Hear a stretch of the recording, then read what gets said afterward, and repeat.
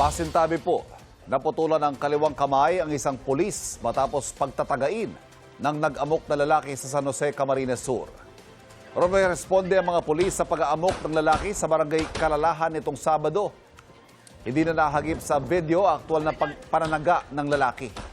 Kahit putulang kamay at sugatan ng mukha, nagawang daganan ng biktima ang suspect para arestuhin. Sugatan ng suspect na nagtamo ng mga tama ng bala sa tiyan. Naharap siya sa mga reklamong frustrated murder at direct assault. Batay sa pahayag ng kaanak ng nagamok na lalaki sa pulisya, may mental health condition ang suspect. Nagpapagaling pa sa ospital ang sugatang pulis matapos sumailalim sa operasyon.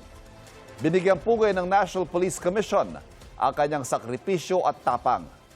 Makakatanggap siya at kanyang pamilya ng tulong at benepisyo.